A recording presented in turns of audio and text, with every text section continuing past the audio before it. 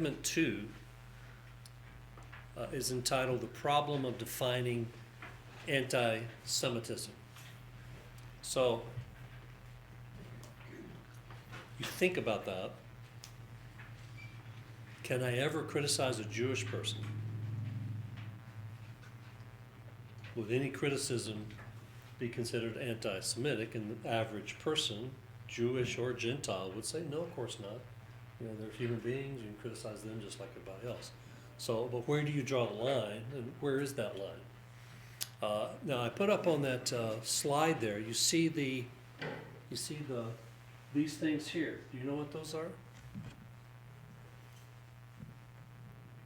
Now, if you look at them closely, and I wish I could blow it up, but like here's Evelyn Cohn, that's a Jewish name, and it gives some dates there, and deported, most of them are 1943, deported to Auschwitz. So these things are all over Europe, especially in Germany. And they are called stumbling stones. And if you ever get a chance to travel in Europe, especially in Germany, ask someone to take you to show you some. And they are placed either outside the home or outside the workplace of people who were taken by the Nazis and sent away. And they're called stumbling stones because, you know, the idea is we stumbled once. And let's have these stones, these stumbling stones, as reminders to us so that we don't stumble again. So on my first trip to Germany for the Friends of Israel, one of my German workers, he took me to a couple of towns and showed me some of these on the sidewalk. And if you're not paying attention, they can trip you up because they're raised. You stub your toe and down you go if you're not watching. And these are reminders, and they have real people's names on them with real dates. And it's a reminder about the seriousness of anti-Semitism, but where do you draw the line? Now, I'm going to illustrate the problem with Arno C. Gaebelein. Arno C. Gaebelein, I don't know if any of you have seen any commentaries by this gentleman. I did my doctoral dissertation on him. I studied how he did theology. And he was a major leader of dispensational Christianity in America from 1894 to 1945 when he died. But some of the things that are interesting about, he's a pro-Israel Zionist who died in 1945, so he's very pro-Israel. He's a dispensationalist. He was an associate editor of the Scofield Reference Bible. Of course, C.I. Scofield is the chief editor, but he was one of the associate editors.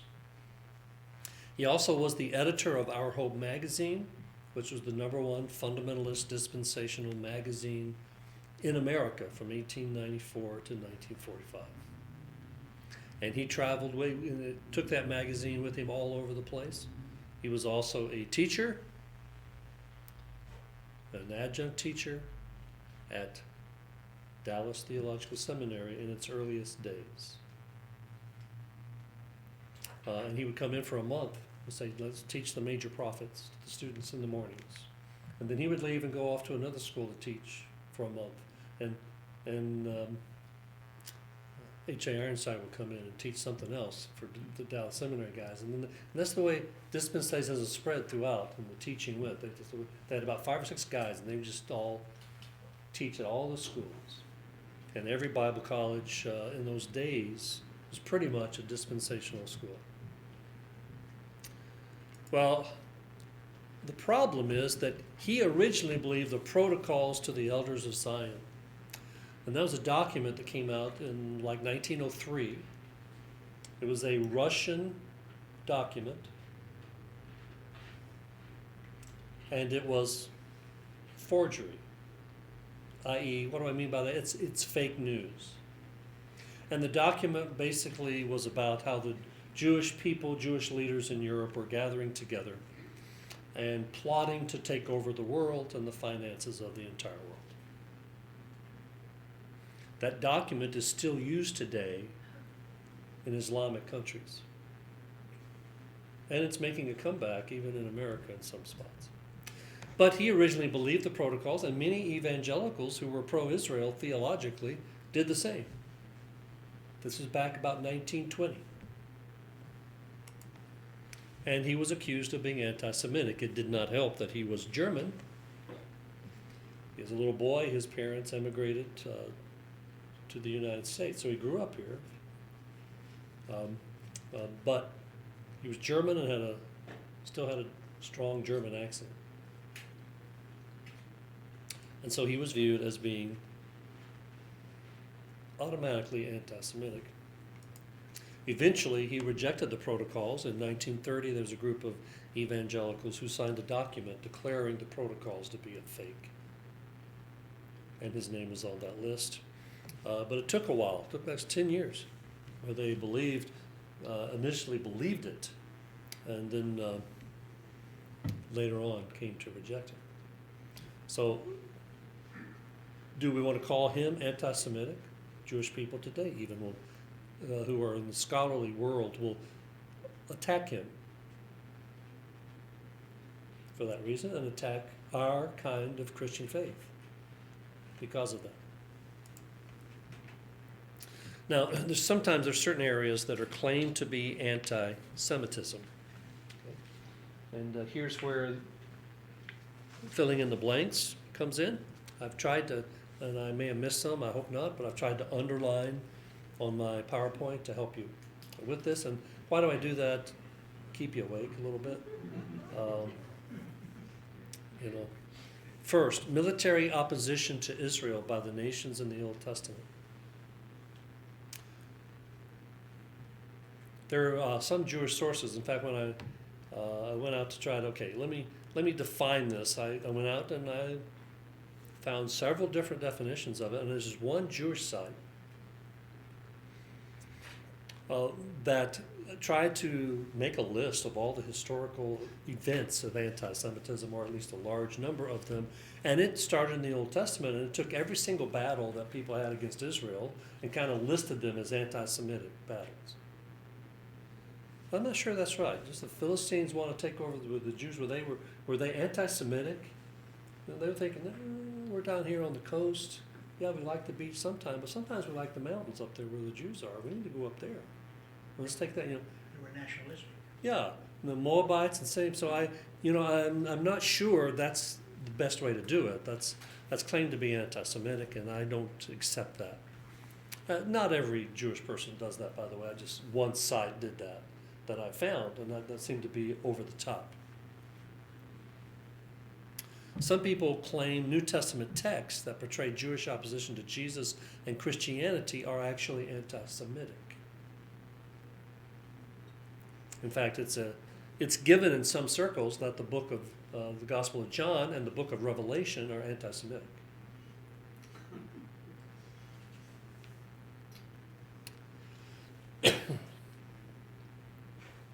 And of course, Christian scholars have responded to that in every book of the New Testament. Third, debates against Judaism by Christians. So anytime there's been debates against Judaism by Christians, that's an act of anti-Semitism in the minds of some.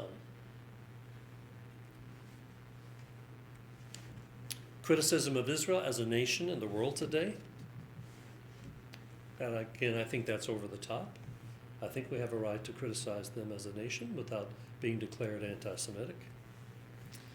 Christians who hold to replacement theology today. This is a tricky one because the historical roots of replacement theology do have anti-Semitism in it. Okay, the roots have it in it. But that doesn't mean that a guy today who holds to replacement theology, that the church replaces Israel, that he himself is personally anti-Semitic. Now, I would ask him to be aware of the foundations of what he believes. And we're going to talk about that. And it's also a possibility that this holding to replacement theology provides a door to temptation to be anti-Semitic. Not that you are anti-Semitic, but it provides a door to temptation to be anti-Semitic. And there are many today evangelicals who are thought thoroughly conservative, but they talk as if they wish Israel didn't exist, because then they'd have less of an issue relative to their theology. And then evangelistic efforts to win the Jewish people to faith in Christ. I mentioned this in my last presentation. Many Jews consider evangelistic efforts on the part of Christians to win them, especially, and they're especially offended by targeting them. And so we're going to talk off and on about that in different ways. And we try at Friends of Israel to share our faith out of relationships that are sincere and try to win them to the Lord. But also, when we run into a Gentile, we don't think, hey, you're not Jewish, so we're not going to talk to you. And we try to win Gentiles to the Lord also. I mean, that's what we're told to do in the Bible. So, toward a definition, the World Jewish Congress, organizations like that, the ADL, that's the Anti-Defamation League, is what ADL stands for, if you see that. Anti-Defamation League, and it's a Jewish watchdog group that tries to protect the Jews. And it says this: anti-Semitism is a belief or behavior hostile toward Jews just because they are Jewish. It's a belief or behavior hostile toward Jews just because they are Jewish.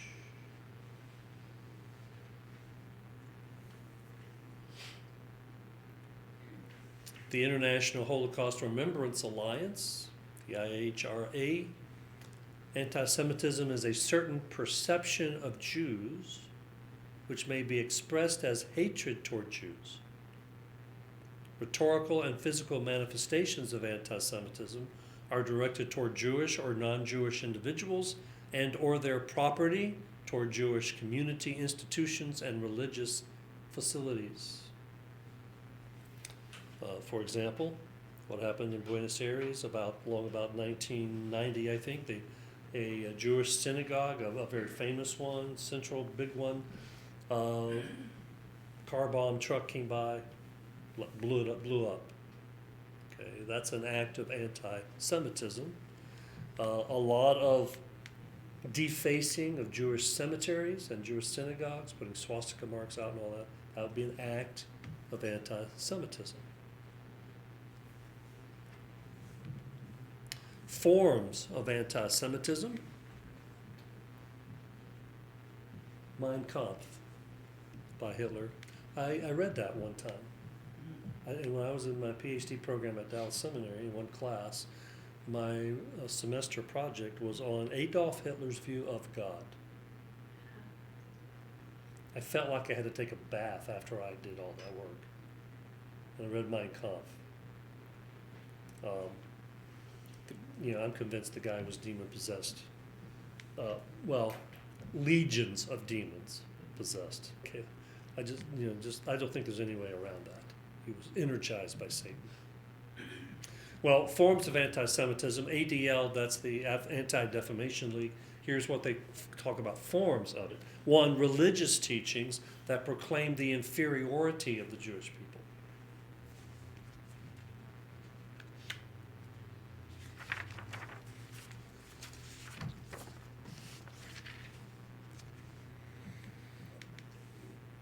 Yes, ma'am. Didn't the Jewish people come up with the whole idea of the cell phone? I think they did. Well, Star Trek came first, but they were, we wouldn't have cell phones apart from Israel's work. Yeah. So that's a problem. The inferiority of the Jewish people. And it seems silly to us almost today, doesn't it? But it's still out there. So that's one. Number two, political efforts to isolate, oppress, or injure Jewish people. The swastika's there the cemeteries as an example, but political efforts to isolate, oppress, or injure Jewish people try to intimidate them. One of the things I'm doing right now, and I don't know why I torture myself like this, but I've been doing a lot of reading in Jewish history and Holocaust studies and things. Right now I'm reading a book that's over 1,000 pages by Benzion Netanyahu. He's the father of Benjamin Netanyahu. He was a historian. And this over 1,000-page book is a book about the Spanish Inquisition and how it affected the Jewish people. And just what were the details of it. A lot of debate about what kind of anti-Semitism was it. And we're going to talk about the kinds of anti-Semitism, racial, religious, first category here was racial. But these political efforts to isolate, oppress, or injure. And in there, it was amazing how people in some of the towns of Spain, depending on who the king was, the king liked the Jewish industrial experience in terms of monetary things. They seem to be good at that. And so he made some of the kings would make the Jewish people the tax collectors. Now that makes everybody happy. I mean, you think IRS, do happy thoughts come into your brain? No. Okay, so here's these Christians, and they feel oppressed by these Jewish people who are doing the bidding of the king, who's a Christian, or professing Christians. You understand? It's a very Catholic Spain. So, and anyway, it talks about how the fortunes of the Jews just go back and forth based upon who happens to be the king at a given time. In the 1300s, early 1400s, it gets worse for them as it goes along. Third, use of prejudiced or stereotyped views about Jewish people. Here's Ilhan Omar. Remember her? She's still around. Somali descent. It's all about the Benjamins, baby. Now, what's that? What does that mean? What's a Benjamin? $1. It's not $1. What's his picture on Benjamin? That's Benjamin Franklin. What's he on? It's on a $100 bill. It's on a big bill. Yeah. So what's it saying? It's all about they're the rich people. It's all about money for the big money. And you could get that with $1, but it's not as effective. But I mean, I don't carry Benjamins in my wallet. So. Not carry any Jacksons either. A lot of Georges. So anyway, use of prejudiced or stereotyped views about Jewish people. Now, examples of anti-Semitism, this is from the IHRA, calling for aiding or justifying the killing or harming of Jews in the name of a radical ideology or an extremist view of religion. Now, who are they targeting here with this?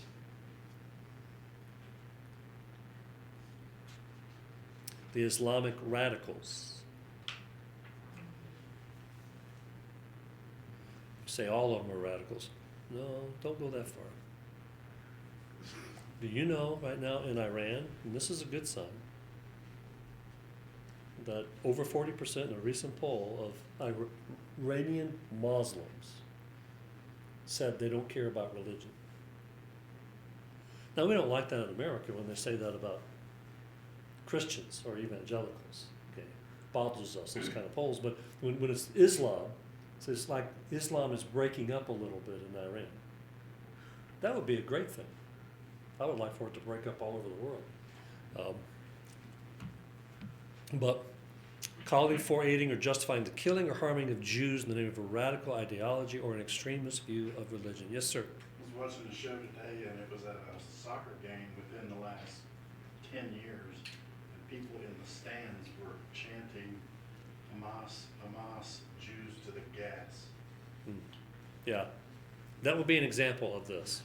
You think of Hezbollah, you think of Hamas, Fatah, Muslim Brotherhood, all the terrorist organizations. what they're doing.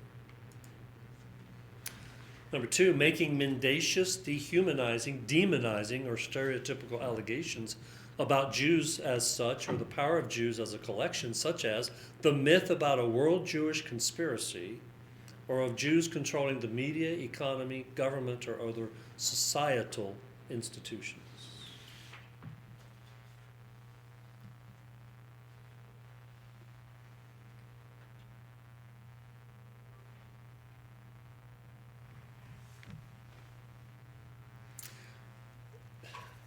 We've got to be careful here because there are people in our camp who do this in a different direction than you might expect.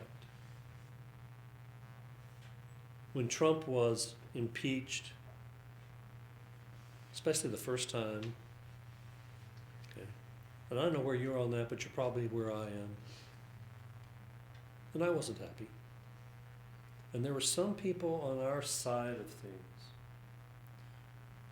who said it was a Jewish plot against Trump. And I heard that. Now, it wasn't a big deal, and I certainly didn't see it in the New York Times. But Congressman Nadler and Congressman Schiff and Senator Schumer are all Jews. Nancy Pelosi's Catholic. We need to be very careful about doing those kind of things. There is no way that's helpful to anybody. I don't think it has anything to do with anybody being Jewish. It has more to do with people being socialist or not. So we need to be careful about that. Yes, sir. Have you seen the same thing with a criticism of, for example, the Frankfurt School? Because a lot of the early communists that were part of that school and that ideology were Jewish themselves, probably atheists. But for some reason now, that if you bring up cultural Marxism term, or you bring up the Frankfurt School, then you automatically label it an anti-Semite because they were Jewish back then. Yeah. Well, it's interesting. You know, Hitler blamed the Jews for both capitalism and communism. They were on both sides. They were you had the Rothschild family making trillions. I mean, they were, as the bankers, the capitalists, the early capitalists. And then you have the Bolsheviks. Trotsky was Jewish. Lenin had some Jewish blood in him. Marx was Jewish. There was that blaming on both ends. He says, and he was clear about that. They're hurting us on both sides. And of course, what's wrong politically is that it's been declared, and this is almost universally in the textbooks, that you have Nazism, fascism as conservative, and communism as liberal, and socialism as liberal. But wait a minute, what's the name of the Nazi Party? The National what? Socialist Party. They were socialists. They were into central planning just as much as Stalin was. They had some differences, of course, and the main difference was who wanted to be the head guy doing the central planning. You can change out all the dictators, and it doesn't really matter what the philosophy is they're saying they're following. It ends up about the same thing. So anyway, we need to be very careful about this and not let that seep into our own camp in strange ways. So be thoughtful as you think about this. Number 3, accusing Jews as a people of being responsible for real or imagined wrongdoing committed by a single Jewish person or group, or even for acts committed by non-Jews.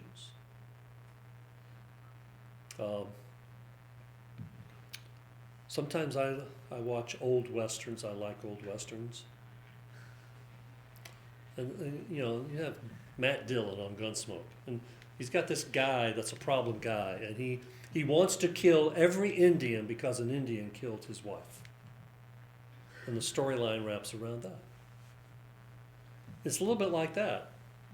A single Jew does something bad, And so they want to deal with all the Jews that way, and we're going to see some examples of that in our time together. 4, denying the facts, scope, mechanisms, that is the gas chambers, or intentionality of the genocide of the Jewish people at the hands of National Socialist Germany and its supporters and accomplices during World War II. So basically the Holocaust. Denying the Holocaust in their minds is an act of anti-Semitism. I tend to agree with that. Why would they deny it? Because they're trying to lower the estimation of the Jewish people. Accusing the Jews as a people or Israel as a state of inventing or exaggerating the Holocaust. Just another way of denying it. Instead of outright denial, accuse them of inventing or exaggerating the Holocaust. Maybe it existed, but they've made it more than it was.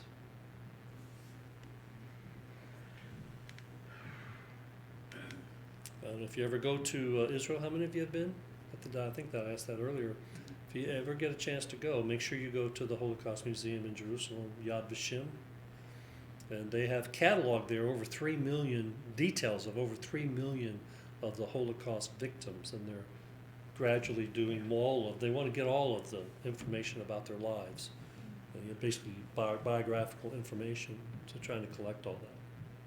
And we have Friends of Israel has one Holocaust survivor who came to Christ that I know of in France. We're excited about that, and she was a baby, handed her off the train at one stop at great peril, and someone took her, ran off as fast as they could, and she survived. Number 6, accusing Jewish citizens of being more loyal to Israel or to the alleged priorities of Jews worldwide than to the interest of their own nations.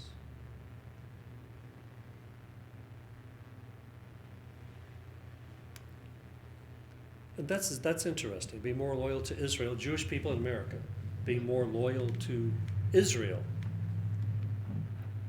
than to America. That's a hard one for me. That's borderline, because I am more Christian than I am American. I have a commitment to Christ that's more than my commitment to America.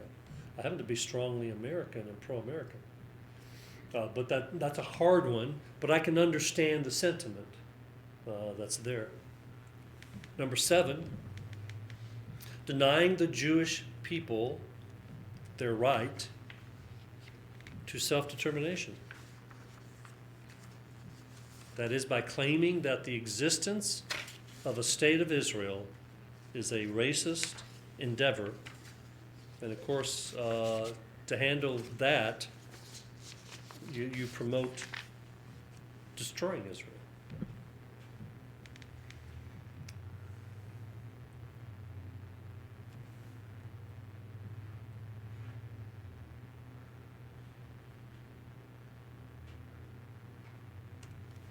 Number 8, applying double standards by requiring of it, they're referring to Israel, a behavior not expected or demanded by any other democratic nation. And I have a picture of a flag. What's that flag? United Nations. United Nothings, as Israel calls them. Okay, now, did you know, since the start of the nation of Israel, that 50% of all resolutions by the UN have been against Israel? 50%. So a country the size of New Jersey is the cause of half the problems in the world historically since 1948. Did you know, do they still deny them membership in the UN? I think Or Israel. representation? No, they have representation there now. Okay, so they are included, and the U.S. has a lot to do with that, going back to Harry Truman and those things. But they are always on the short end of the stick in the votes. Mhm. Number 9, using the symbols and images associated with classic anti-Semitism, that is, claims of Jews killing Jesus or blood libel. I'll explain those two things in a little more detail. To characterize Israel or Israelis. So, there's going back and using the classical arguments from the Middle Ages, for example. So anyone who does that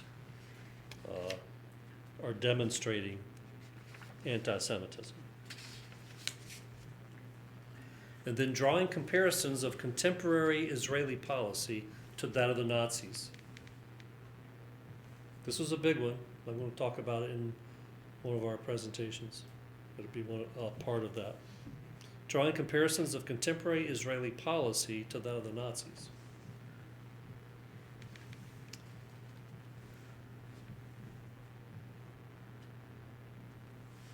Holding Jews collectively responsible for actions of the State of Israel.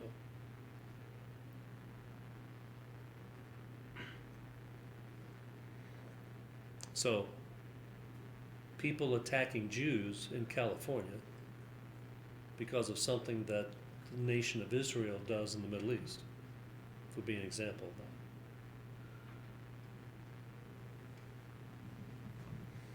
that. And by the way, that's happening. Well, as we think through all of this, there's been a progression in the history of types of anti-Semitism. And as we go through our segments together, one of the things I want to try to do is kind of nail down just what kind of types are we dealing with today. You have the rise of Christianity in the Middle Ages. And of course, when I say the rise of Christianity, I'm not necessarily saying that it was entirely biblical. The Middle Ages certainly was not biblical. Christianity became a form of traditional Christianity with a lot of paganism in it. But it seems to me the form there is primarily religious anti-Semitism. It's dealing with Christianity at odds against Judaism, and then they were theologizing about things that produced an anti-Semitic spirit.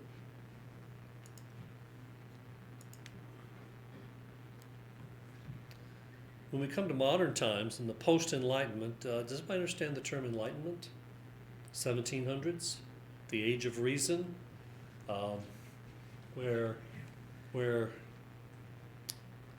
inductive reasoning was the highest good, and man becomes the measure of all things. And ever since that time, the burden of proof is on believers instead of unbelievers in culture. Well, in the post-Enlightenment time, you have the rise, and the Jews in the 1700s thought that they were going to get rid of anti-Semitism. It didn't happen. You have the rise of more racial forms of anti-Semitism. Now, and I mentioned Benzion Netanyahu's book. He claims racial anti-Semitism is back as far as 1300s, 1400s, in Spain anyway. And there's a big dispute among the scholars about that. And now today we've got Islamic, the last 200 years or so, Islamic persecution of Jews has greatly increased. Now it's always existed. There are 300 Jewish people buried in the courtyard at Medina by Muhammad himself. So there's always been a measure of conflict going back to the earliest days between the Islam and the Jewish people. And it seems to me that in the Islamic persecution, you have religious, racial, and political elements of it. And I'm going to try to develop some of those elements for you so you understand it, what's going on. And if you ever go to Israel, kind of look around about that. And as a result of the modern nation of Israel, anti-Zionism becomes a bigger part of the definition of anti-Semitism. Now, and by Zionism, I mean you believe that Israel has a right to the land. And if you're anti-Zionist, you don't believe Israel has a right to the land, you're probably a replacement theology person. But it's possible that there are people who don't believe Israel has a right to the land, Some Orthodox Jews don't believe that. Does that make them anti-Semitic? Probably not. Okay, so it certainly is part of something to be calculated now that we have Israel as a nation. You do realize that Christians before 1948 who believed in a future for Israel had to take it on faith, right? You and I don't. Could God bring Israel back to the land? We've seen it. It's there. It's on our maps. But if you're a Christian in 1700 or 1000 AD or 400 AD, you don't have Israel on your map. So you have to go by faith. And there are some who did. But I try to temper my thoughts about people back in those days because Israel just wasn't on their Rand McNally map. Two questions to finalize our discussion of this segment. Is it ever right for a Christian to use the word Jew? See, here is the German word, I believe, for Jew. On the star, the patch that was forced to be, you had to put on yourself if you were Jewish. Became a slur. And so now has arisen the thought among Jewish people that to even use the word Jew is a problem. What do you think? How do they wish to be identified? Jewish person. Jewish people. Not the Jews, Jewish people. Because of the slur. And it's interesting to go through that debate. Yes, sir? Do you have a question? Attitudes shift. It used to be a slur to call a policeman a cop. Yeah.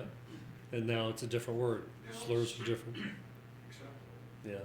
Cop is acceptable, pig is the new slur. Yeah. Or something else. It is, in fact, I'm collecting information on writing an article entitled, Is It Ever Right for a Christian to Use the Word Jew? And right now there's a discussion among Jewish people about reclaiming the word Jew for themselves. Now, in academic circles and articles and everything, the word Jew occurs all the time, Jews, but in common talk, that's a problem. And even in academic, we try to be careful at Friends of Israel with using the word Jew. We can't avoid it all the time, because in some writing you can't go Jewish people, Jewish people, Jewish people, Jewish people. It's just hard in terms of writing to do that. But I just want to alert you to the fact that that is a debate out there about Jewish people, and some of them who are maybe the most sensitive, if you called them a Jew, might be offended. So keep that in the back of your mind. Wouldn't a great deal of it have to do with the context in which you use it? Yes, perhaps. For the most sensitive, maybe it doesn't matter. Right. Yeah, so you just have to know your audience. Yeah, as you're doing that.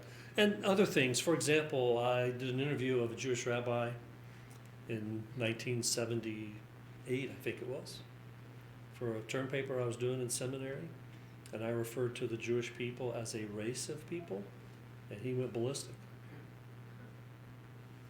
I asked my Jewish guide in 1980 when I was there if I ever referred to the Jewish people as a race. I don't really use that term anymore for them, just a branch of the family tree is what I prefer now. And he said, no, that's not offensive.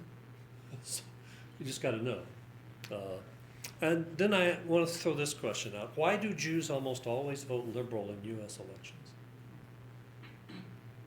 They are heavily Democratic Party people.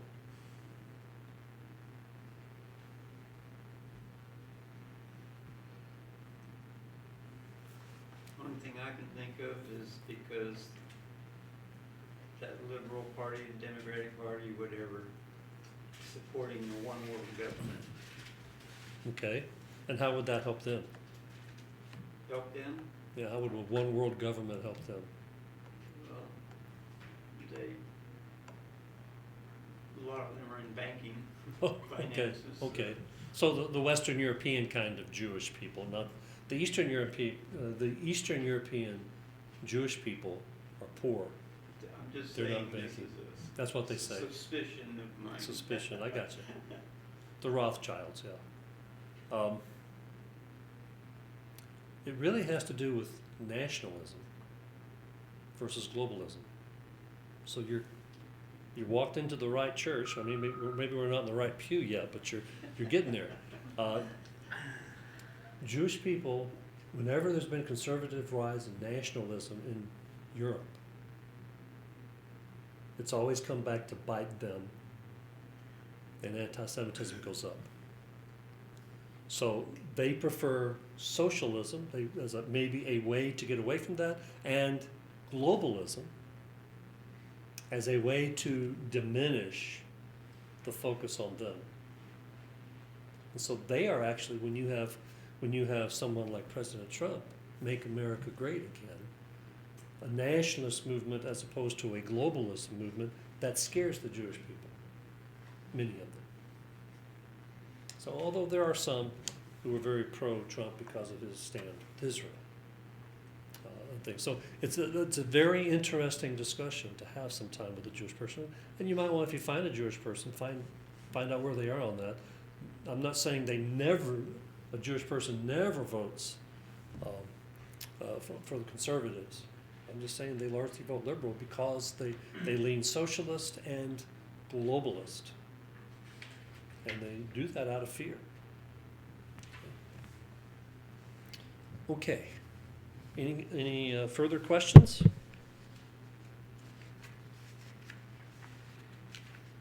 I'm not going to ask you how you voted.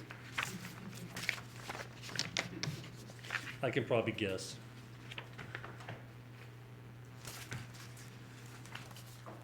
Okay, we'll close it off right there then.